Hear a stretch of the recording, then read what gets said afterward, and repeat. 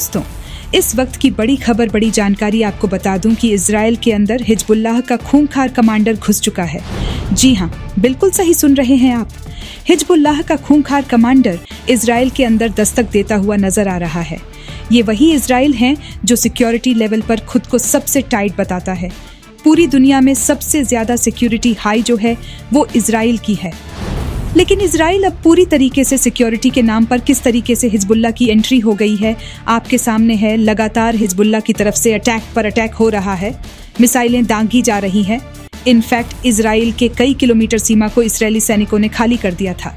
बीते दिनों आपको खबर में मैंने बताया था कि इजराइल में जिस तरीके से हमले हो रहे हैं लेबनान की तरफ से, और हिजबुल्लाह जो मिलकर लड़ाई कर रहा है, लेबनान का जो संगठन है वो उसके खौफ से, उसके डर से इजराइल को कई किलोमीटर पीछे हटना पड़ा था।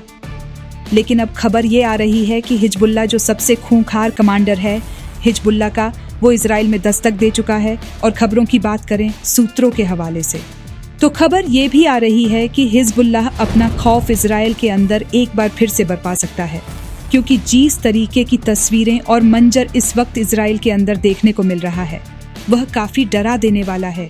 क्योंकि इजराइल के सैनिकों का कहना है कि यह जो कमांडर है, ये जो हिजबुल्लाह का कमांडर, खौफनाक कमांडर है, वो इजराइल के लोगों को खतरा पैदा कर सकता है। इजराइल में खतरा पैदा कर सकता है। इजराइल में किसी भी वक्त कोई भी बड़ा हमला हो सकता है। तो इस तरीके की चिंता जाहिर की जा रही है। जैसा कि मैंने आपको पहले भी बताया था दोस्तों कि हिजबुल्लाह आपने रॉकेट्स के साथ लगातार हमला कर रहा है, और यह कहते हुए वो बिल्कुल भी गुरेज नहीं कर रहा है कि वो जो है कितना खौफनाक और ताकतवर है। उसके पास कितने सारे मिसाइल से, कितने सारे रॉकेट्स हैं जो इजराइल ने कभी सोचा भी नहीं होगा। खुल्लम खुल्ला वो पहले भी चेतावनी दे रहा था।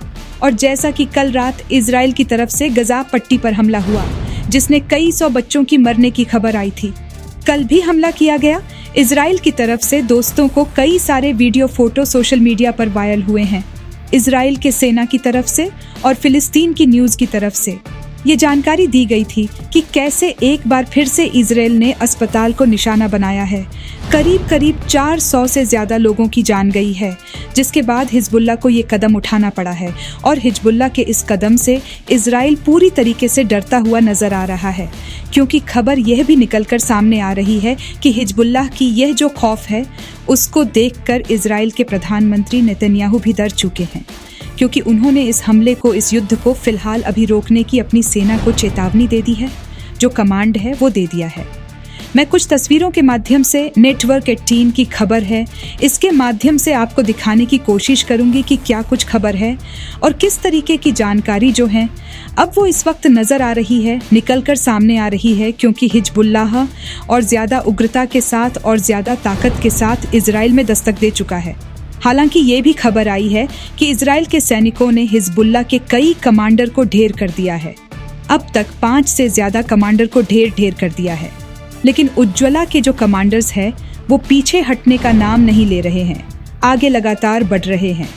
तो सबसे पहले मैं ये स्क्रीनशॉट दिखाना चाहूँगी दोस्तों कि हमास के टॉप कमांडर के दूसरे देशों में छिपे होने का भी संभावना जताया जा रहा है कि दूसरे देश में भी वह छुपे हुए हैं।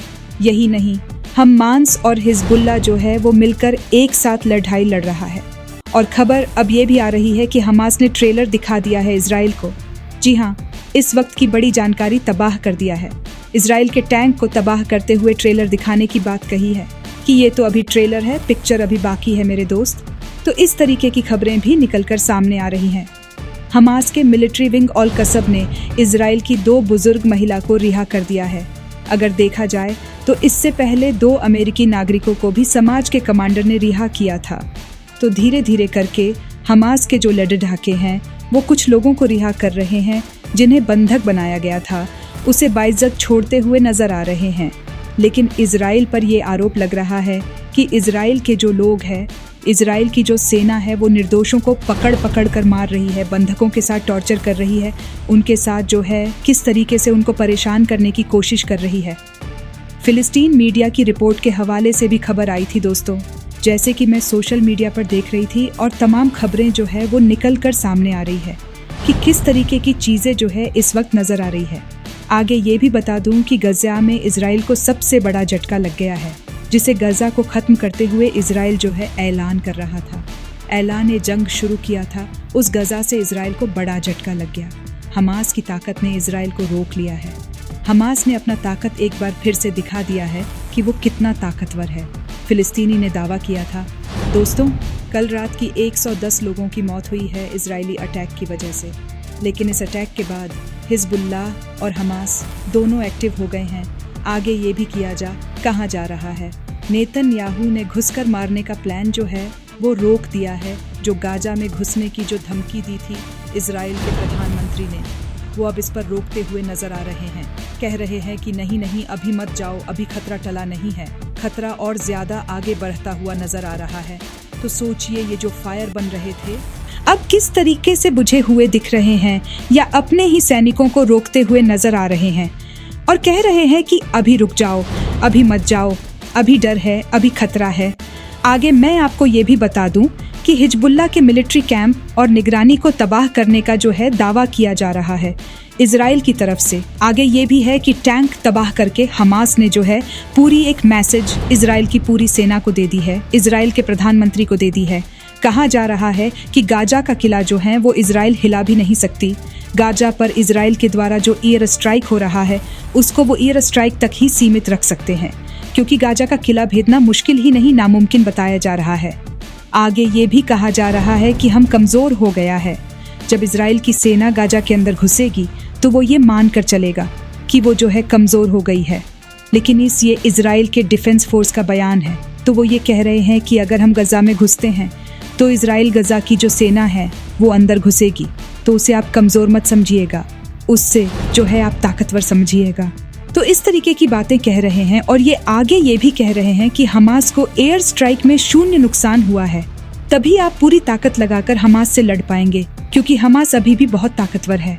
हमास से ज़मीनी लड़ाई में जो है और इजरायली सेना जो है वो बहुत आसान तरीके से नहीं जीत सकती, बहुत मुश्किल है उनसे लड़ना। आगे ये भी कहा जा रहा है दोस्तों कि ईरान के इजराइल को मिसाइल दागने की धमकी दे दी गई है। ईरान लगातार मिसाइल दागने की धमकी दे रहा है।